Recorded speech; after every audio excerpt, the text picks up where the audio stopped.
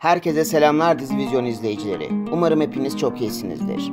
Televizyon tarihimize damga vurmuş, yayınlandıkları dönemlerde çok ses getirmiş, neredeyse herkes tarafından bilinen, gelmiş geçmiş en iyi 40 Türk dizisini sizler için derledik. Peki sizin en favori diziniz hangisiydi? Yorumlara bekliyorum. Videoya geçmeden önce bu tarz videoların devamı için kanalımıza abone olmayı, videolarımızı beğenmeyi unutmayın. Haydi hazırsanız geçelim videomuza. 1 numara Leyla ile Mecnun. 9.2 IMDb puanıyla listemizin başında olan dizimiz tartışmasız izleyen herkesin beğenisini kazanmış, yayınlandığı tarihte hepimizi ekran başına kitlemişti. Kimi zaman kahkahalarla güldüğümüz, kimi zaman da içimizi parçalayan dizi, komedi ve dram türlerinde olup 2011-2013 yılları arasında 124 bölüm olarak yayınlanmıştır. 2 numara Behzat Ç. 2010-2013 yılları arasında 105 bölüm çekilen polisiye, dram, aksiyon, komedi türlerindeki dizi, izleyenlerde eminim ki derin izler bırakmıştır. Behzat Amir ve ekibinin cinayetleri çözme metotları, yaşadıkları travmaları ile televizyon tarihimizin polisiye türündeki en iyi dizilerinden biri olmuştur. 8.9 IMDb puanını fazlasıyla hak etmiştir. 3 numara 7 numara dizisi. Üniversite eğitimi için ülkemizin çeşitli yerlerinden gelen 4 şehirli 2 Taşralı erkek öğrencinin sosyal ve kültürel anlamdaki farklılıklarının ustalıkla komediye döküldüğü dizide 8.8 IMDb puanıyla 3. sırada listemizde yer alıyor. 2000-2003 yılları arasında 92 bölüm çekilen dizi, televizyon tarihimizde güzel izler bırakmayı başarmış dizilerimizden birisidir. 4 numara Süper Baba. 3 çocuğuyla birlikte yaşayan ve eşinden ayrılmış olan Fikret'in çocuklarına hem annelik hem babalık yaptığı, Çengelköy esnafının sohbetleriyle diziye renk kattığı muhteşem bir aile dizisiydi Süper Baba. 8.8 IMDb puanıyla 1993 ve 97 yılları arasında 137 bölüm ile yayın hayatında var olmuştur. 5 numara Ezel. Ay Yapım tarafından 2009-2011 yılları arasında 71 bölüm yayınlanan dizi, izleyenlerin gönlünde taht kurmuştur. Dizi, Alexandra Dumas'ın Monte Cristo Kontu adlı romanından uyarlanmış olup, Tuncel Kurtiz, Kenan İmirzalıoğlu, Cansu Dere, Haluk Bilginer gibi birçok ustayı bir araya getirmiş ve yıllarca adından söz ettirmiştir. Ramiz dayının nasihatları, öğütleri dillerden dillere ulaşıp izleyenlerde büyük iz bırakmıştır. 6 numara Kardeş Payı. İzleyicisini kahkahalara boğan Ahmet Kural, Murat Cemcir ve Seda Bakan'ın ilginç ve bir o kadar da komik kardeşliklerini, birbirinden değişik semt esnaflarının sohbetlerini anlatan dizi, 2014-2015 yılları arasında 35 bölüm yayınlanmıştır. 8.7 IMDb puanıyla son 10 yılın en iyi dizileri arasında yerini almıştır. 7 numara Avrupa Yakası. Gülse Birsel'in senaryosunu yazdığı durum komedisi türündeki Avrupa Yakası, 2004-2009 yılları arasında 190 bölüm yayınlanmıştır. Ata Demirer, Gazanfer Özcan, Müşfik Kenter, Engin Günaydın, Binnur Kaya gibi birçok usta ismi bir araya getiren dizi, yayınlandığı dönemde çokça ses getirmiş ve adından da hep bahsettirmiştir. Dizinin bir diğer özelliği ise resmen bir oyuncu fabrikası olmasıdır. Bu dizide oynayan oyuncuların birçoğu sonraki yıllarda birçok başarılı dizi ve filme can vermiştir. 8 numara İkinci Bahar. Başrollerini usta isimler Şener Şen ve Türkan Şoray'ın paylaştığı İkinci Bahar dizisi 8.6 IMDb puanıyla listemizin 8. sırasında yer alıyor. 1998-2001 yılları arasında yayınlanan dizi 37. bölümü ile dizi tarihimizin raflarında yerini aldı. Ali Haydar Usta ile Neriman Hanım'ın arasındaki naif ilişki ve sıcacık aile ortamı ile bizlere çok şey kattı. 9 numara Tatlı Hayat. Haluk Bilginer ve Türkan Şoray'ın başrollerini paylaştığı Tatlı Hayat, 2001-2004 yılları arasında 106 bölüm çekilmiştir. ABD yapımı The Jefferson adlı diziden uyarlanmıştır. 10 numara Çemberimde Gül Oya. 1980 darbesi öncesindeki Türkiye'yi çok iyi bir şekilde anlatan ve ideolojik olarak farklı düşüncelere sahip iki gencin sevdası üzerine kurulan dizinin yönetmenliğini usta isim Çağan Irmak yapmıştır. 8.5 IMDb puanı alan ve 2004-2005 yılları arasında 40 bölüm yayınlanan dizi, Fas, Suudi Arabistan, Tunus gibi birçok ülkede de yayımlanmıştır. 11 numara Bir Demet Tiyatro. 1995-2007 yılları arasında 156 bölüm yayınlanan komedi dizisi adından çok uzun süre bahsettirmiştir. Yılmaz Erdoğan, Demet Akbağ, Erdal Tosun gibi birçok usta ismi kadrosunda barındıran dizi 8.5 IMDb puanı almıştır. Bu dizinin 2007'de bitmesinin ardından Yılmaz Erdoğan 2008 yılında bu dizinin devamı şeklinde Çok Güzel Hareketler Bunlar isimli programı başlamıştır. 12 numara Diriliş Ertuğrul. Yayın hayatına başladığı günden itibaren adından çokça bahsettiren, savaş ve tarih konusunda televizyon tarihine birçok yenilik getiren dizi 2014-2019 yılları arasında 150 bölüm çekilmiştir. Tarihimizin en önemli isimlerinden olan Ertuğrul Gazi'nin hayatını anlatan dizi, Kaya Obası'nın yerleştiği yerleri, yaptığı savaşları ve devlet olma yolundaki mücadelelerini anlatmaktadır. Dizi birçok farklı dile çevrilerek 20'den fazla ülkede de yayınlanmıştır. 13 numara Suskunlar. Dram ve gerilimi bir arada sunan, yayınlandığı dönemde geniş bir kitleye ulaşan Suskunlar dizisi birçok izleyicinin içinden geçenlere tercüman olmuştur.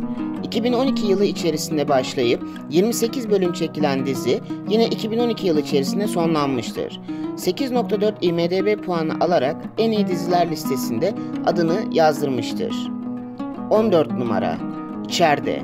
Çetin Tekindor, Çağatay Ulusoy, Aras Bulut İğnemli, Bensu Soral gibi usta ve fenomen isimlerin başrolde olduğu 2016-2017 yılları içerisinde 39 bölüm halinde çekilen dizi aslında ABD yapımı olan Köstebek yani The Departed filminden uyarlanmıştır.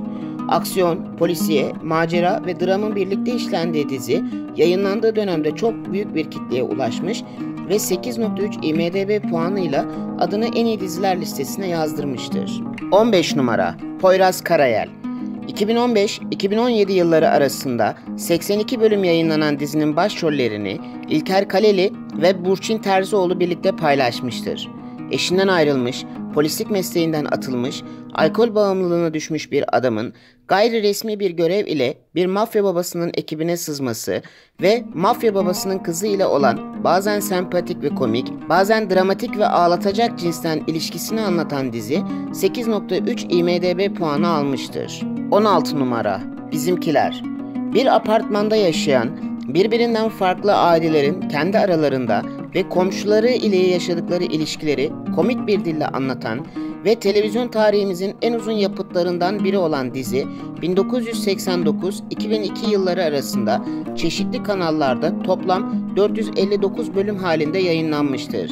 8.2 IMDb puanıyla listemizde yer almıştır. 17 numara Kaygısızlar. 1994-1998 yılları arasında yayınlanan ve televizyon tarihimizin kült yapıtlarından olan Kaygısızlar dizisi, 3 eşi ve 36 çocuğu olan Memnun Kaygısız'ın asker arkadaşının yanına İstanbul'a gelerek başlayan serüvenini anlatır. 8.2 IMDb puanı alan dizi 121 bölüm yayınlanmıştır. 18 numara Sıdıka. Ev kızı olan Sıdıka Saka ve ailesinin maceralarını komediyle anlatan dizi 1997-2003 yılları arasında 98 bölüm yayınlanmıştır. Baskıcı ve alkolik bir baba, aklı kıt bir abi ve onu bir an evvel evlendirme derdinde olan annesiyle yaşayan ve dış dünya ile tek bağlantısı pencere olan Sıdıka'nın hikayesi aslında ülkemizdeki birçok kadının yaşamını komik bir dille gözler önüne sermiştir. 19 numara Elveda Rumeli. 1896-1907 yılları arasında Makedonya'da geçen Sütçü Ramiz ve ailesinin serüvenlerini anlatan tarihi ve dram dizisidir. 2007-2009 yılları arasında 83 bölüm yayınlanan dizi, geçtiği dönemi çok iyi bir şekilde yansıtmış, ekranları başında izleyenleri kah ağlatmış, kah güldürmüştür. Açıkçası benim de takip ettiğim ve aklımdan silinmeyen dizilerin en güzellerinden birisidir. 20 numara Ekmek Teknesi. Herodot Cevdet'in hikayelerini dinlediğimiz, sıcak bir aile ve mahalle ortamını sonuna kadar hissettiğimiz kült yapıtlarımızdan birisi olan Ekmek Teknesi, 2002-2005 yılları arasında 106 bölüm yayınlanmıştır. Yapımcılığını Osman Sınav ve Raci Şaşmaz gibi ünlü isimler üstlenmiştir. 21 numara Bir kadın, bir erkek. Demet Evgar ve Emre Kaleli'nin başrollerinde olduğu durum komedisi türündeki dizi 2008-2015 yılları arasında toplam 416 bölüm çekilmiş ve birçok kanalda yayınlanmıştır. 9 yıldır birlikte ve nişanlı olan Zeynep ile Ozan'ın hikayesini anlatan dizi birçok kesim tarafından beğenilerek izlense de çok büyük bir kesim tarafından da sürekli olarak eleştirilmiştir. 22 numara Çukur. Son 5 yılın en iyi dizilerinden olan, adından çokça bahsettiren ve izleyicilerini fazlasıyla etkisi altına alan aksiyon, macera ve drama türlerindeki dizi 2017-2021 yılları arasında 131 bölüm halinde yayınlanmıştır. Koçovalı ailesi ve mahallesinin yaşadıklarını, mahallelerini korumak için yaşadıkları maceraları anlatan dizi son dönemin en favori ve popüler dizilerinden birisi olmuştur. 23 numara Kurtlar Vadisi. Sanırım adını duymayan, konusunu bilmeyen yoktur. Oktay Kaynarca, Necati Şaşmaz, Özgün Amal, Gürkan Uygun'un başrollerde olduğu televizyon tarihimizin en çok ses getiren dizisidir. İnsanlarımızı derinden etkileyen dizi 2003-2005 yılları arasında 97 bölüm halinde yayınlanmıştır. Bu dizinin bitiminde Kurtlar Vadisi Pusu adıyla yoluna devam etmiş ve televizyon tarihimizin en uzun soluklu dizilerinden birisi olmuştur. 24 numara Kuzey Güney. Kıvanç Tatlıtuğ, Buğra Gürsoy, Özgü Karayel'in başrollerini paylaştığı dizi iki kardeşin yaşadıklarını kuzey bağlamında anlatmaktadır. Aksiyon, dram ve polisiye türünde olan dizi 2011-2013 yılları arasında 80 bölüm halinde yayınlanmıştır. 25 numara Köprü. Ayşe Kuli'nin aynı isimli kitabından uyarlanan, aynı zamanda da gerçek bir hayat hikayesi olan bu dizi, bence gerçek ilgiyi görememiş dizilerden birisidir. Gerçek hayatta Vali Recep Yazıcıoğlu'nun Erzincan valisiykenki hikayesini anlatan dizi, Erdal Beşikçioğlu'nun başrollüğünde 2006-2008 yılları arasında 65 bölüm halinde yayınlanmıştır. 26 numara Deli Yürek. 1998-2002 yıllarında yayınlanan ve izleyenleri tarafından çokça sevilen, aksiyon, dram, polisiye ve mafya türlerinde olan dizinin ismini dahi duyunca hemen kulaklarımızda melodisi çalmaya başlıyor değil mi? Miroğlu'nun cesareti, Kuşçu'nun öğütleri akıllarımızdan silinmiyor. Osman Sınav'ın yönetmenliğini yaptığı dizi toplam 113 bölüm yayın hayatına devam etmiş ve bence IMDb sıralamasında olması gereken ilgiyi görmeyen dizilerden birisi olmuştur. Aşk-ı Memnu. Halit Ziya Uşaklıgil'in romanından uyarlanan dizi, ekranları başındaki izleyicileri en çok etkileyen dizilerden birisi olurken, daha halen adından sıkça bahsettirmektedir. Behlül ile Bihter'in yasak aşkı çerçevesine gelişen dizi, 2008-2010 yılları arasında 79 bölüm halinde yayınlanmıştır. Kadrosunda Selçuk Yöntem, Kıvanç Tatlıtuğ, Beren Saat, Hazal Kaya gibi ünlü oyuncular yer almıştır. 28 numara Ayrılsak da Beraberiz. Televizyon tarihimizin en uzun dizilerinden olan durum komedisi türündeki dizi 1999-2004 yılları arasında 490 bölüm çekilmiştir. Boşandıktan sonra evlerini paravanla ikiye bölen Teoman ile Berna'nın tatlı hikayesi, kaynanalar Mehveş ve Huri Nur'un didişmeleri ile akıllarımıza kazınmış bir komedi dizisidir. 29 numara Geniş Aile. 2009-2011 yılları arasında 108 bölüm yayınlanan komedi dizisi, izleyenleri kahkahaya boğmakla kalmamış, hafızalardaki yerini de almayı başarmıştır. Cevahir ile Koyu Bilal'in Şükufe'nin kalbini kazanmak için giriştikleri yarışlar ve atışmalar, Ulvi'nin vitaminsizlikleri, coğrafya öğretmeni Mürsel'in cetveli akıllardan çıkacak gibi değil. 30 numara Öyle Bir Geçer Zaman Ki. İzleyenleri her bölümüyle hüngür hüngür ağlatan dizi, 1960'lı yıllarda Cemile'nin 4 çocuğu ve kaynanası ile yaşadığı zorlu hayat hikayesini anlatmaktadır. Gerçekten anlatılmaz, oturulup izlenir cinsten bir dizi. 2010-2013 yılları arasında 120 bölüm halinde yayınlanmış dizinin başrollerini Erkan Petekkaya, Ayça Bingöl, Aras Bulut İğnemli, Vilma Elles, Farah Zeynep Abdullah gibi ünlü isimler paylaşıyor. 31 numara Muhteşem Yüzyıl. Osmanlı Devleti'nin en uzun süre tahta kalan hükümdarı Kanuni Sultan Süleyman'ın hayatını anlattığını söyleyen dizi, yayınlandığı dönemde oldukça ilgi görmüş, birçok hafta izlenme rekorları kırmıştır. Sultan Süleyman Han'ın daha çok magazinsel yaşamına yer verilen dizide Halit Ergenç, Meryem Uzerli, Vahide Perçin, Nebahat Çehre gibi usta isimler yer almıştır. 2011-2014 yılları arasında 139 bölüm halinde yayınlanmıştır. 32 numara Hayat Bilgisi 2003 ve 2006 yılları arasında 137 bölüm halinde yayınlanan dizi, tarih öğretmeni Afet'in hem kuralcı yapısı hem de öğrencileriyle olan muhteşem ilgisi ve alakası çerçevesinde kurgulanmıştır. Gençlik, komedi ve aile türlerindendir. Afet öğretmenin kurallarını, müdür Amil Bey'in paraya olan düşkünlüğünü, Menna'nın Amil Bey'e yaranma çabaları akıllardan çıkacak gibi değildir. 33 numara Çiçek Taksi 1995-2003 yılları arasında 367 bölüm halinde yayınlanan dizi, televizyon tarihimizin en uzun dizilerinden biridir. Bir taksi durağındaki şoförlerin işleri dışındaki her şeyle yaşadıkları olayları, maceraları, aksiyonları komedi diliyle izleyicilere sunan güzel dizilerimizden birisidir. 2008 yılında kendisine benzer şekilde Akasya Durağı isimli dizide yapılmıştır.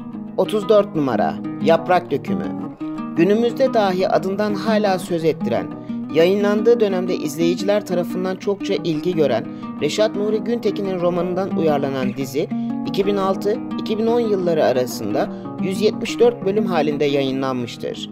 Günümüzde de hala internet izlemelerinde favori halindedir. 35 numara Binbir Gece Lösemi hastası oğlunun tedavisi için gereken parayı toplamaya çalışan Şehrazat'ın hikayesini anlatan dizi, 2006-2009 yılları arasında 90 bölüm halinde yayınlanmıştır. Şehrazat'ın patronu Onur'dan istediği borç ve Onur'un ahlaksız teklifiyle serüven başlamaktadır. 36 numara Çocuklar Duymasın Televizyon tarihimizin en uzun dizilerinden olan ve küçük büyük hemen hemen herkesin mutlaka adını duyduğu veya denk geldiği dizi, 2002-2019 yılları arasında 464 bölüm halinde birçok farklı kanalda yayınlanmıştır. 37 numara Doktorlar 2006-2011 yılları arasında 97 bölüm olarak yayınlanan ve binlerce defa tekrar yayınlanan dizi, televizyon tarihimizin hemen hemen ilk medikal dizilerinden biridir. Birbirinden farklı karakterlerdeki asistan cerrahların maceraları, doktorlarla olan aşkları ve daha birçok olgunun olduğu diziye mutlaka bir defa bile olsa denk gelmişsinizdir. 38 numara Adını Feriha Koydum Kapıcı Zehra'nın kızı ile ilgili hayalleri ve kızının bu hayalleri gerçekleştirmek için ülkenin en seçkin üniversitelerden birine burslu olarak yerleşmesini ve okul sürecini anlatan dizi, 2011-2012 yılları arasında 67 bölüm halinde yayınlanmıştır. Başrollerinde Vahide Perçin, Hazal Kaya, Çağatay Ulusoy gibi ünlü isimler yer almıştır. 39 numara Yılan Hikayesi Köyünden kan davalısını bulmak için kaçan Zeynep'in komiser Memoli ile yaşadıklarını anlatan dizi, 1999-2002 yılları arasında 90 bölüm halinde yayınlanmıştır. Yayınlandığı dönemde izlenme rekorları kırmış ve birçok ödül almıştır. 40 numara Yabancı Damat 2004-2007 yılları arasında 106 bölüm yayınlanan dizi, Gaziantep'li Nazlı ve Yunan Niko'nun aşkı çerçevesinde kurgulanmıştır. Aşkın başlangıcından evliliğe giden yola kadar yaşanan olaylar komik bir dille anlatılmıştır. Evet değerli Dizivizyon izleyicileri, televizyon tarihimizin en iyi 40 dizisini paylaştık. Sizin en favori diziniz hangisiydi? Kanalımıza abone olmayı, videolarımızı beğenmeyi ve yorum yapmayı unutmayalım. Hoşça kalın, sağlıcakla kalın.